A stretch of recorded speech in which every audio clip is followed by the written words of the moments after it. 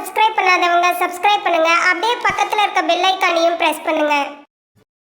2024 வருடம் வாக்கிய கணித பஞ்சாங்கப்படி குரோதி வருஷம் புரட்டாசி மாதம் 29ஆம் தேதி குருபுகானந்து ரிஷபராசியில் மிருகசிரிச நட்சத்திரம் 2ஆம் பாதத்திலிருந்து வக்கரகதியில் பின்னோக்கி செல்கிறார். 2024 வருடம் வாக்கிய கணித பஞ்சாங்கப்படி குரோதி வருஷம் ஐப்பசி மாதம் 18ஆம் தேதி கும்பராசி சதய நட்சத்திரம் 1ஆம் பாதத்திலிருந்து சனிபுகான் வக்கர நிவர்த்தி அடைந்து நேர்கதியில் முன்னோக்கி செல்கிறார். குரு வக்கர பெயர்ச்சியும் சனி வக்கர நிவர்த்தியும் மக நட்சத்திர அன்பர்களுக்கு எந்த மாதிரியான பலாபலன்கள் நடக்கும் என்பதை இந்த பதிவில் காணலாம். சிம்ம ராசியில் முதல் நட்சத்திரமாக கேது புகானுடைய மக நட்சத்திரம் முழு 4 பாதங்களும் அமர்ந்திருக்கிறது. மக நட்சத்திர அதிபதி கேது 2வது வீட்டிலே தனம்பாகு குடும்பஸ்தானத்திலே குரோதி வருஷம் ஐப்பசி மாதம் 3ஆம் தேதி சூரிய பகவானுடைய உத்திர நட்சத்திரம் 4ஆம் பாதத்திற்கு பெயர்ச்சி ஆகிறார். நட்சத்திரநாதன் சூரிய நட்சத்திரத்திலே வரும்போது மக நட்சத்திர அன்பர்களுக்கு புதிய வாய்ப்புகள் தேடி வரும். அரசியலில் உங்களுக்கு கௌரவம், பெயர், அந்தஸ்து உயரும். அரசு வழியில் ஆதாயம் எதிர்பார்க்கலாம்.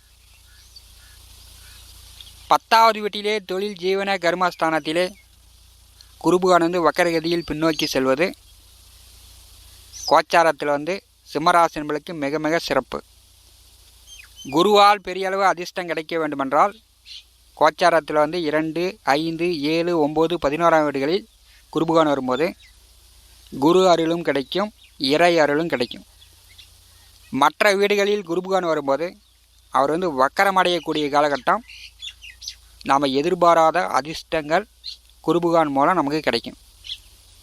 சிம்ம ராசி மக நட்சத்திர அன்பர்களுக்கு தொழில் ஜீவன கர்மஸ்தானத்திலே பூர்வ புண்ணியஸ்தானத்திற்கும் அஷ்டமத்திற்கும் அதிபதியான குரு வக்கரகதியில் பின்னோக்கி செல்லும் பொழுது புதிய தொழில் தொடங்கக்கூடியவர்கள் புதிய தொழில் தொடங்கலாம். தொழிலை விரிவுபடுத்தலாம். விவசாயிகளுக்கு நல்ல மகசூல் கொடுக்கும். ஆடு மாடு கால்நடை கோழி உபய வருமானம் பெருகும். விவசாயம் முதல் விஞ்ஞானம் வரை அனைத்து தொழில்துறையும் நன்கு விருத்தி அடையும். அரசியலில் இருக்கக்கூடியவர்களுக்கு கௌரவம், பெயர் உயரும். அரசு வேலையில் இருக்கக்கூடியவர்களுக்கு பதவி உயர்வு, கூடுதல் சம்பளம், ப்ரமோஷன் இதெல்லாம் கிடைக்கும். 10லே குரு வந்தால் பதவி பறி போயிடும், வேலையே இருக்காது அப்படின்லாம் சொல்லுவாங்க. குரு உங்களுக்கு முதல் தர ராஜ யோகாதிபதி. குரு 10ஆம் வீட்டில் வரும்போது அவர் வக்கரகதியில் பின்னோக்கி வரும்போது தை மாதம் 29ஆம் தேதி வரை மக நட்சத்திர அன்பர்களுக்கு உங்களுடைய தொழில் விருத்தி அடையும். வக்கர குருபுகானுடைய 9ஆம் பார்வை சிம்மராசிக்கு 6வது வீட்டின் மேல் விழுகிறது. உங்களுடைய சர்வீஸ் ஸ்தானம் மிக பலமாக இருக்கிறது. வேலை இல்லாதவர்களுக்கு வேலை கிடைக்கும். வேலையில் இருக்கக்கூடியவர்கள் அரசு துறையோ தனியார் துறையிலையோ வேலையில் இருக்கக்கூடியவர்களுக்கு பதவி உயர்வு, கூடுதல் சம்பளம், ஒரு கம்பெனியில் பர்மனெண்ட்டு இதெல்லாம் எதிர்பார்க்கலாம். 6ஆம் வீட்டை குருபுகான் 9ஆம் பார்வையால் பார்வை செய்யும்போது கடன் காட்சி தொந்தரவுகள் குறையும். உடலில் நோய் நொடி தொந்தரவுகள் குறையும். இதுவரை நோய் நொடி தொந்தரவு, மருத்துவ செலவு, கடன் காட்சி, எதிரிகள், பகையாளி தொந்தரவுலாம் இருந்துச்சுன்னா அதெல்லாம் நீங்கும். 6ஆம் வீட்டை குருபுகான் வக்கரகதியில் பார்வை செய்யும்போது வம்பு வழக்கு, கோர்ட்டு கேஸு, சட்ட சிக்கலில் இருக்கக்கூடியவர்கள் அதிலிருந்து மீண்டு வந்துடலாம். 6ஆம் இடம் உங்களுக்கு மிக பலமாக இருக்கிறது. உங்களுடைய சர்வீஸ், உங்களுடைய பணி நிரந்தரமாகும். வக்கர குருபுகானுடைய நேர் 7ஆம் பார்வை சுகஸ்தானத்தின் மேல் விழுகிறது. தாயார் உடல் ஆரோக்கியம் நன்றாக இருக்கும். வீடு, மனை, நிலபல சொத்துக்கள் வாங்கக்கூடிய வாய்ப்பு உண்டு. அதன் மூலம் இருந்து வந்த தொல்லை தொந்தரவுகள் சிம்ம ராசி மக நட்சத்திர அன்பர்களுக்கு நீங்கும். குருபுகான் வக்கரகதியில் சுகஸ்தானத்தை பார்வை செய்யும்போது சுகக்கேடு நீங்கி சுகம் கிடைக்கும். இந்த கால நேரத்தில் சுகஸ்தானாதிபதி விரயத்திலே நேச நிலையில் சஞ்சலம் செய்வார். உங்கள் தாயாரிடம் எதிர்வாதம், விதண்டாவாதம் தவிர்க்க வேண்டும். உங்கள் தாயார் உடல் ஆரோக்கியத்தில் கவனம் எடுத்துக் கொள்ள வேண்டும். குருபகவான் வக்கரகதியில் சுகஸ்தானத்தை பாரி செய்யும்போது கர்மா காரியங்களும் ஏற்படும். வக்கர குருபகவானுடைய 5ஆம் பார்வை மக நட்சத்திரநாதன் கேது பகவான் மேல் விழுகிறது. மக நட்சத்திர அன்பர்களுக்கு நீங்கள் சொன்ன சொல்லு கொடுத்த வாக்கு காப்பாற்றலாம். உங்களுடைய அதிகார ஆளுமை குடும்பத்தில் வெளிப்படும். குடும்பத்தில் தடைப்பட்டு கொண்டிருந்த காரியங்களை நீங்கள் முயற்சி எடுத்து காரிய தடையிலிருந்து மீட்டு கொண்டு வந்துடுவீங்க. பணங்காசு தொந்தரவுகள் மக நட்சத்திர அன்பர்களுக்கு நிவர்த்தியாகும். சிம்மராசி மக நட்சத்திர அன்பர்களுக்கு நேர் 7ஆம் வீட்டிலே கலத்தரஸ்தானத்திலே குரோதி வருஷம் ஐப்பசி மாதம் 18ஆம் தேதி சனி பகவான் வக்கர நிவர்த்தியடைந்து நேர்கதியில் முன்னோக்கி செல்கிறார்.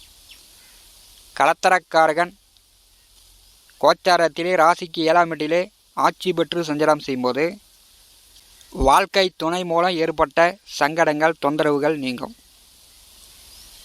இதுவரை உங்கள் வாழ்க்கை துணை உங்கள் முயற்சிக்கு முட்டுக்கட்டியாக இருந்தார் என்றால், அல்லது உங்கள் வாழ்க்கை துணைக்கு நோய் நொடி மருத்துவ செலவுகள் இருந்துச்சு என்றால் அதெல்லாம் நிவர்த்தியாகும். உங்கள் வாழ்க்கை துணையுடைய ஆதரவுடன் நீங்கள் புதிய முயற்சியில் வெற்றி பெறலாம். 7ஆம் வீட்டிலே சனி பகவான் வக்கர நிவர்த்தி அடைந்து முன்னோக்கி செல்லும் பொழுது திருமண வயதில் உள்ளவர்கள், வரன் பார்த்து கொண்டிருப்பவர்கள், வரன் செட்டாகும், உடனே திருமணம் நடக்கும். முதல் தாரமாக இருந்தால் சரி, 2ஆம் தாரமாக இருந்தால் சரி, திருமணம் நடக்கக்கூடிய வாய்ப்புகள் உண்டு.